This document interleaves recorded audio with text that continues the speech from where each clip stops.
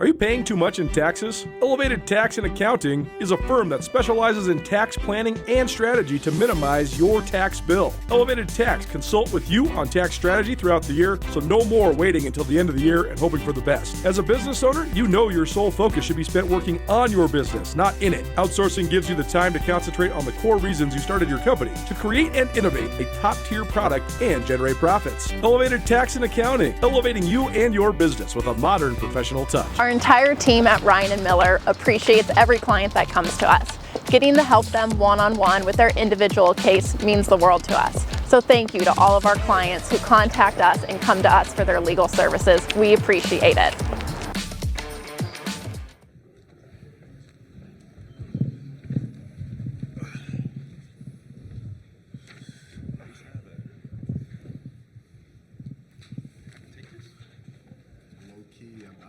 Okay, we're ready to begin with Montana. As a courtesy to your fellow media and team participants, please silence your cell phones. Please provide your name and affiliation when you're asking a question every time. If you're joining us on Zoom, please use the raise a hand function for questions. We will address all questions in the room first and get to Zoom if time allows. Recording press conferences on cell phones or cameras is prohibited. From Montana, we have student athletes Kai Johnson, Joe Pridgen, Brandon Whitney, and we'll open up for questions for the student athletes.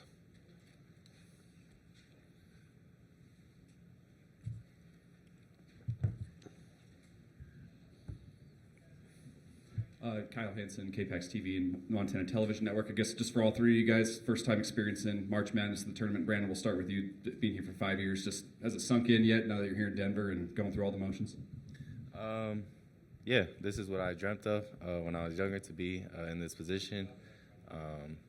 I tried to do it for 4 years before this and finally got it this year. And, I think it's settled in.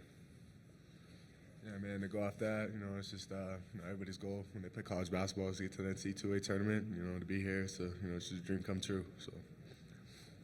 Yeah, like he said, dream come true. I came to Montana to get here, and now we're here. I don't know if it's settled in yet. I haven't seen the court, but it's big time for sure. Right there. Hey, Kyle Newman from the Denver Post. This question is for Brandon. What led to this build-up to get here? Obviously, you mentioned the last few seasons, wanting to get to this stage. What enabled this team to get over the hump, win the conference, and get here? I would say that this whole thing started in the offseason. We had a bunch of different guys from different places come in this year, so we had to get everybody on the same page. And just coming together and talking to each other. The coaching staff did a great job of challenging us every practice, and yeah.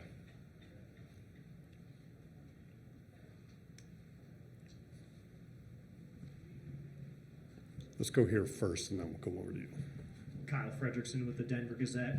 For any of you three, just curious your thoughts on John Tonje with Wisconsin, one of the better players in the country the second half of the season. Just what will be the challenge in defending him? Brandon, you want to take that first, or would you rather take it? Kai? Yeah, I'll take it. Okay, Kyle will take it. Yeah, he's a great player. We know that. We've played a lot of great players this season. We know it's not an individual effort. It's a team effort, helping stop him. So just not leaving our guys out on the island, whoever it may be guarding him, just making it a team effort to stop him and stop his attacks at the rim. Right here. Kai, when you look at that first game against Oregon back in November, obviously that was a Big Ten team as well, but the team has changed drastically in the last 5 months. Where would you say you've seen this program grow the most from the last time you saw a Big Ten team to tomorrow night? Morning? Yeah, like you said it. We're not the same team we were back then. I think, for one, we didn't have Malik Moore. We didn't even think he was playing this season, so having him's huge. But just as a team, we've changed how we run our offense, how we share the ball, and how we play defense together and not just individually. So I think as a collective, we've just grown tenfold since then, and we're a completely different team. So we're excited to play another Big Ten team for sure.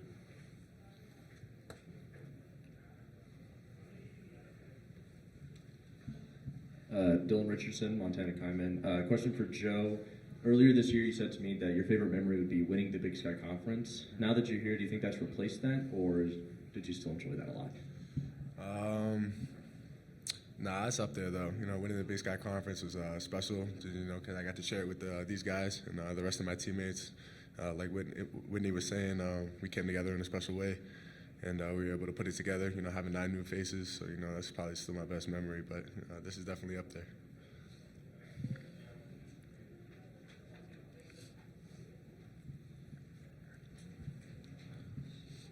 Sean Rainey, SWX, Montana. For any of the guys, now that you've kind of dove into Wisconsin a little bit more, you know, what stands out about what they do really well, and what's going to be an important matchup tomorrow? Let me get it. Go ahead, Joe. What stands out most is, you know, that they don't beat themselves. You know, they're a pretty good shooting team, and they shoot the ball well at the free throw line. They don't really make a lot of mistakes on the offensive end, and they play hard on the defensive end.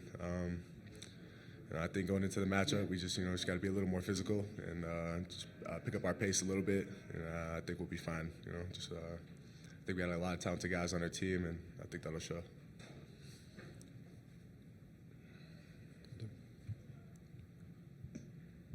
Kyle Newman with the Denver Post again. Hey, what does Coach Travis bring to this program? What are kind of some characteristics of his coaching style, his approach that has led to the success, not just this year, but in his tenure overall? You got that with. Yeah, Travis is a great coach. He's had a lot of experience. He's been here before, and I think he's brought that onto this team. His intensity every day, on the court, off the court, and just letting us know what it takes to get to this point. And I think he did a really good job of that today. A little bit to that. A lot of stuff off the court. You know, he cares about his players. He takes the extra time to get to know people individually, you know, what they need. Me personally, I came from Boston, Massachusetts, you know, across the country, out to Montana, and, you know, he's able to make me feel right at home. So, yeah, I think he takes his job just as serious off the court as he does on the court. And I think that translates.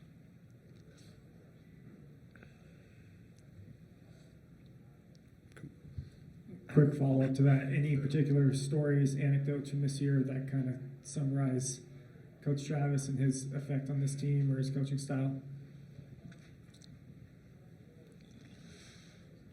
Yeah, I'll share a personal one. You know, early in the year, you know, my mom's a single mother. You know, I was having a lot of father issues. You know, coming here, you know, just kind of trying to change my lifestyle, and I kind of expressed that with him early on in the season because I didn't, you know, want him to think I was being a problem or anything like that. And you know, he took care of me, no sweat. You know, he called me into his office, had a conversation with me, gave me some advice. Just for my manhood and, you know, just how to go forward, you know, being a father of my own now. So, yeah, he kind of just took me under his wing in that aspect. And from there, it's kind of just been a lot of the same, just a lot of love. So.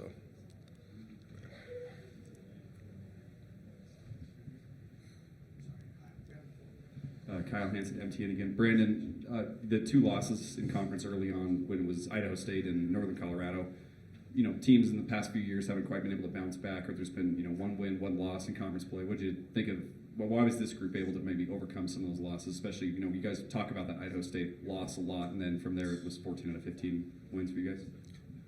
I think overall we're just a tougher team than we were last year. After that game, we kind of had a conversation, and ever since we had that conversation, I think all the guys took it the right way.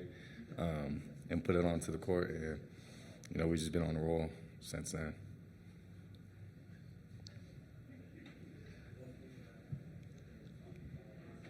Kai, how do you balance enjoying this moment and like soaking it all in and having a good time, but also, you know, staying focused and trying to keep it as routine as possible?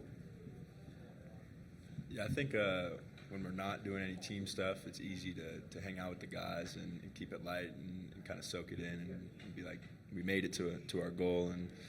But then when it's film or practice or we're in the locker room, we're locked in because we know that we're still playing and we want to win. So I think it's easy for us, and I think that's why we're so good is we enjoy each other off the court and have a good time and like to hang out with each other. But then when it's go time, and everyone kind of knows that. Anything else for our student athletes? Okay, we'll dismiss them at this time. Thank you, man. Thank you. Coach will be right out. Awesome.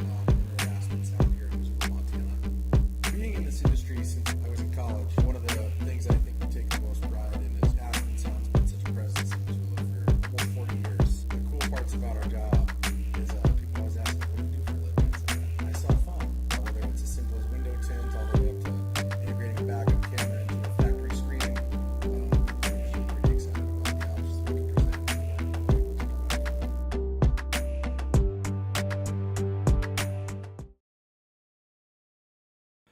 Cash One Pawn has the most extensive inventory of any pawn shop in western Montana.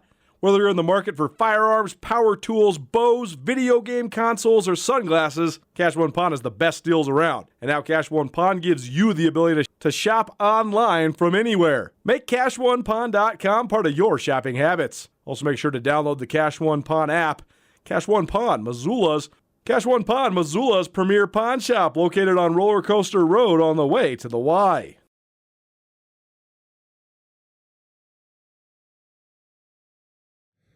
For Montana, we have Coach Travis DeCuire. Coach, thank you for coming. We'll open it up for questions.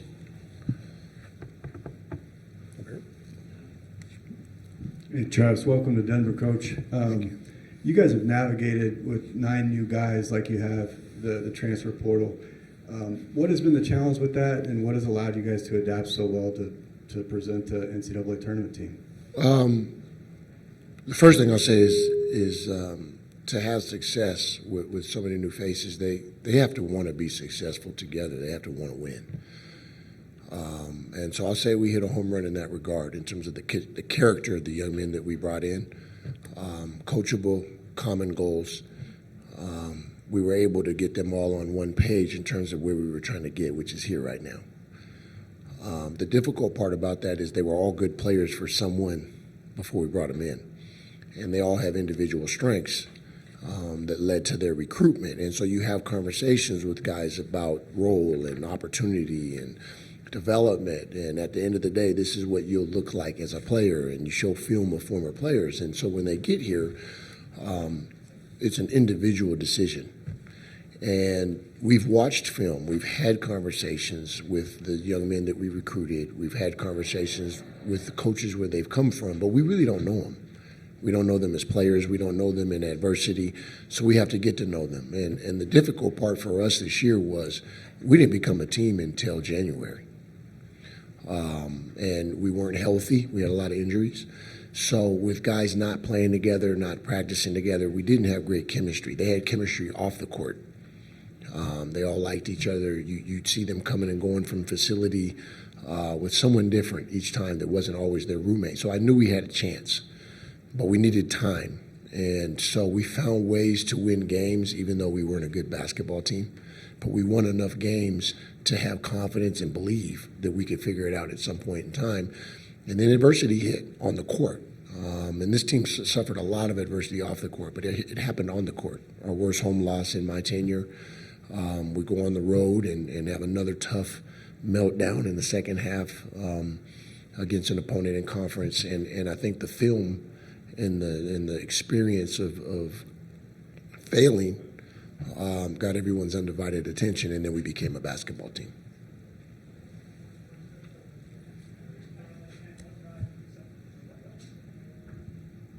Kyle Hansen, K-Pax, and Montana Television Network. Coach, just being here, and when you see a guy like Brandon Whitney be here finally, right, oh so close, 5 years, as you've talked about how rare that is, just speak to, getting a chance to see him in this environment and just the way he's helped lead you guys to the tournament this season. It's what it's about. Brandon Whitney stands for what college basketball once was. And you see a lot of coaches retiring and moving on through success, and a lot of it is based on where this game is headed. I still live in the past. I still believe in program as opposed to teams. I still believe in the development of a young man. I still believe in graduating 100% of my young men. And so that culture, I think, is a part of the reason that Brandon stayed with us. The hard part, which is why I respect Brandon as much as any player I've ever coached, is that his role changed. We brought in a lot of talent.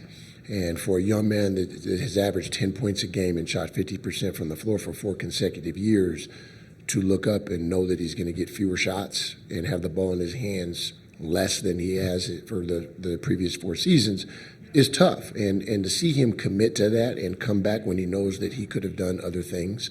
He could have left for money. He could have left for maybe somewhere that might have a system that allows him to do the things that he wants to do for the entire game as opposed to portions of the game. He didn't do that because he wanted this. And to see a young man in his 20s commit to something that's not guaranteed is hard to find these days, right? Most of the kids on our team they cook with a microwave. And so that's how they live their daily life. And so if something's not guaranteed, most of the time it's hard to get him to commit, and he did that. So to have him stick around and break records and, I think he's played more games than anyone, more minutes than anyone in the history of a Big Sky player. Things like that will stick and show longevity, I think, is important for college basketball. He stands for what college basketball is supposed to be about. Coach Kyle Newman from the Denver Post. Joe was just up here talking about your 2 relationship and how you took him under your wing as he's been new player in the program, new father. What has that relationship meant to you, and how have you kind of seen him mature as a man as well as a player in your program here? He said he likes me? No. These young men are individuals. I came up in an era where every coach I played for looked at the team and said, there's 15 of you and 1 of me. So it's easier for you 15 to figure me out. And as life evolved for me, I counseled for 8 years. And I learned quickly the counselors that were having success with the young men and women that they had at 13, 14, 15 years old, as opposed to the ones that were struggling. And the reality is that they looked into their history, they looked into their background and understand why they're who they are, why they make decisions the way they make them, and then they treat them the way they need to be treated based on who they are. And so that became a part of how I learned to coach. And so Joe is in a unique situation, a lot like Annen Moody was for us. And I learned a lot from having Annen Moody, a young man that was married with children. And I learned how healthy they are in the locker room. We think as coaches we're role models, but the reality is they're not really paying attention to us if we're not into the things that they're into. If we're not listening to the same music, if we don't speak the same language, they're not really paying attention. But if you put someone in the locker room that is, they pay attention. And so I think that he has been as important to me as he might have said I am to him. And what I mean by that is he's a leader in our program. He's our toughest player. He's our competitor. So he sets the tone with who we are in terms of our characteristics on the court. But also I think it's important to have someone in your locker room that has something going on in their life that's important outside of just playing basketball and just going to school. And to have someone that gets up in the morning and change diapers and might not go to bed when he's tired every night, but still shows up to practice every day and doesn't complain, is healthy. So I am benefiting from having him on this team way more than he is. But he's been a pleasure to coach. He's an incredible young man. Once again, I'm going to say the same thing I said about Brandon Whitney, is he stands for all the things that you want college basketball to stand for. Is it will you marry me in your future? Or maybe you do it all over again. Hi, I'm Brian Toon with Jewelry Design Center, inviting you to come see the largest selection of Will You Marry Me in the state of Montana. The brightest diamonds of every shape and size, unique settings built to last, and skilled jewelers on site offering free sizing and maintenance for life, because that's how long we want to be your jeweler. Jewelry Design Center in Missoula, on Brooks, across from the Montana Club. You're driving along on the highway and you've been hit by a semi-truck. Now what do? You call your Montana attorneys, Ryan and Miller. We have the expertise to help guide you along in these specific types of accidents. So these are the 3 steps that you need to follow. Number 1, make sure that the police are called and that there is a report of the accident. Second, make sure that you're getting the medical attention that you need and following up with your doctor. Third, do not talk to an insurance company until you've talked to an attorney. They are not going to help you protect your rights, and you want to make sure that you know all that you're entitled to. Contact an attorney today by clicking the link below. Town Pump's Pump It Up Rewards Plus program and never pay full price for fuel again. Save 5 cents on every gallon every day at any town pump across Montana. Plus, earn and redeem points on your favorite in-store items to get free stuff with our clubs. Stop in and pick up a rewards card. Download the Pump It Up Rewards Plus app today. Or visit townpump.com/rewards to register and start saving. Right down the road, pump it up. Oh, yeah.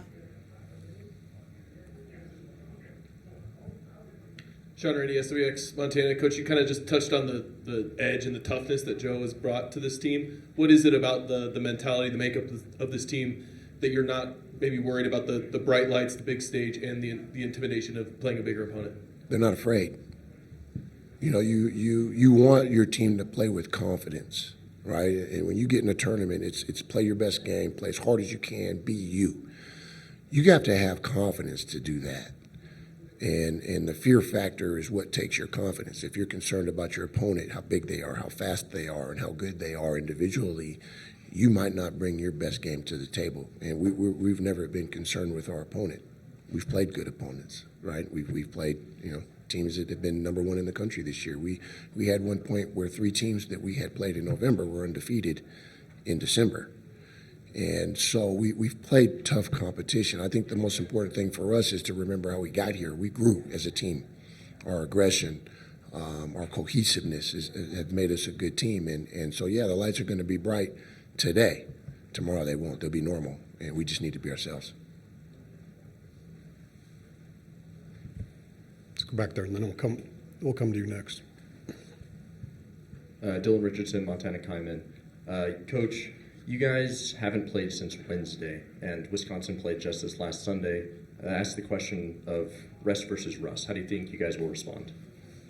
I like the schedule for us because I feel like we're on a normal schedule, really, in Thursday games. So our preparation this week was just like a conference game, right? Monday, we get after it pretty tough. Tuesday, tone it up. Wednesday, clean it up. Go out and play. So I think for us, it's normal. For them, I think you can flip it and say there's an advantage. They're fresh. They're fresh in terms of they've been in combat mode, right? And they haven't had a celebration and a relaxation, and so maybe they kept their edge. We need to find it and make sure ours is still there from the time off and the water showers. And so you can find an advantage for either team. I think it's just whoever is focused, confident, and probably gets off to the best start in those first 4 minutes probably sets the tone. We're here. Paul Klee, the Denver Gazette. Coach, you mentioned that coaches have been moving on and retiring because of where the game is headed. Do you think with that unknown of what roster you're going to have coming back next year, that there's going to be some type, not specifically for you, but for a lot of coaches, there's going to be more incentive to maybe look at other jobs because you don't know for sure what team it is coming back for you? I think that would lead, if you're thinking that way, and obviously that's a negative thought process, I think you're leaning more towards retiring or moving on to something else more so the next job, because if you take another job, you're more likely to have to fill more spots than you would if you stay where you're at, right? And so, last spring, summer was the toughest spring, summer I've ever had. It was the most recruiting we've ever done. I can't recall any time off until August, which was 3 weeks right before school starts, and all the guys are on campus, right? And so it's hard. This thing is gotten very difficult. A place like Montana, we fundraise in May, so a lot of coaches that they take vacation in May, right after the guys, during finals week or the week after finals. We don't do that. We work through May. So it gets difficult on us a little bit, but when you're trying to win and you believe in winning and you enjoy what you do, the wear and tear is worth it. And so for me, I don't see it that way, but I do see a lot of guys walking away or talking about walking away.